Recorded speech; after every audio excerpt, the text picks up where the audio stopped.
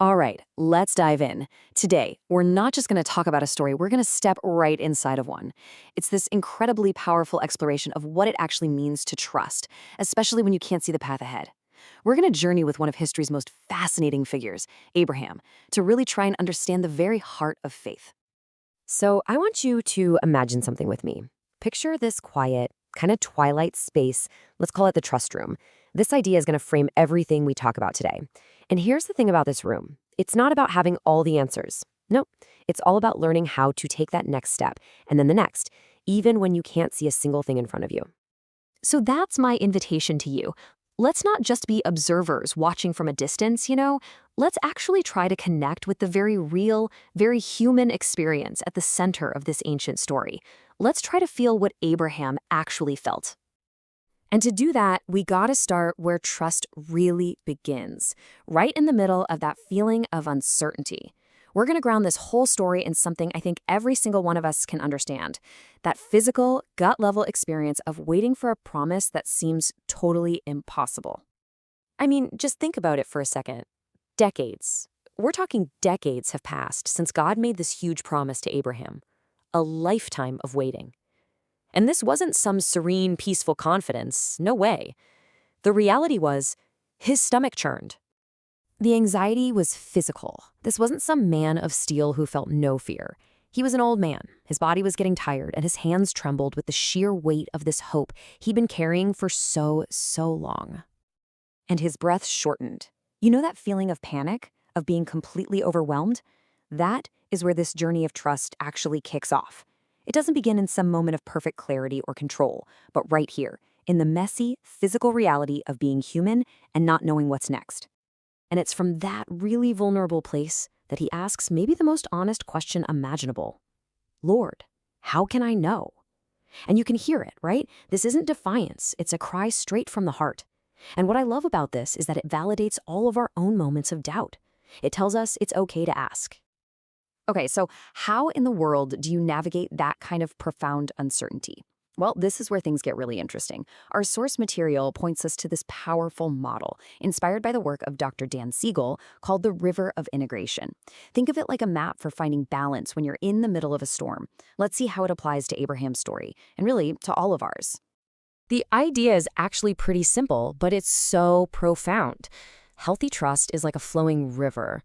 But on either side of this river are two dangerous banks that we can crash into when fear knocks us off balance: the bank of chaos and the bank of rigidity. And this model, it perfectly maps Abraham's struggle. On one side, you've got that bank of chaos. That's him spiraling into all those anxious what ifs. What if I misunderstood God? What if my life ends barren? Just pure panic and fear. Then on the other side, you've got the bank of rigidity. That's him trying to seize the wheel, to force an outcome. I have to secure and air myself. Both are just desperate reactions to fear. So, here's the crucial point.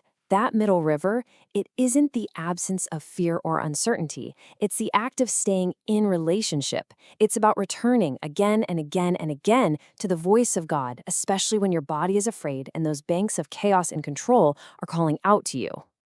But this raises a huge question, doesn't it? I mean, how is that even possible? This is where we have to make a critical shift in perspective. Because true trust, it turns out, isn't just about how hard we work to stay in the river. It's about what, or more accurately, who is anchoring us there. There's this absolutely incredible moment in Genesis 15. A sacred promise, a covenant is being made. But Abraham, he's put into a deep sleep, and a smoking fire pot representing God passes through the covenant path alone. The message is just breathtaking. God is walking the covenant for both of them. He's taking on the whole deal. And this just brilliantly illustrates the heart of the matter. Abraham couldn't even stay awake, yet the promise held firm. So trust, then, isn't about us mustering up enough strength to believe. It's about relaxing into the reality that God is the one doing the heavy lifting. It's all about his faithfulness, not our performance. Now, this reliance on God's character gets put to the ultimate test on Mount Moriah. Abraham is asked to sacrifice his son, the very promise he waited his whole life for. The command makes no sense. The storyline is completely confusing and terrifying. But by this point, Abraham's trust isn't anchored in his circumstances. It's anchored in the character of the God he's come to know, the God who provides. So let's bring all these different threads back together. Let's come back to that quiet, personal space of the trust room. How do we take these epic lessons from Abraham's life and apply them to our own uncertain journeys? Maybe the most beautiful and freeing takeaway from all this is this. You don't have to manufacture perfect trust. It's not a skill you're supposed to master or some test you have to pass. It is simply a relationship you keep returning to. And every single time you turn back toward that voice, in the middle of your fear, that's when trust grows. So, if we boil it all down, what are the core lessons from Abraham's journey? Number 1, trust begins with our honest questions, not our perfect answers. 2, trust is all about returning to that relationship, not trying to control outcomes. 3, our anchor is God's reliable character, not our confusing circumstances. And finally, number 4, trust is a relationship that we grow step by step. It's not an achievement we earn.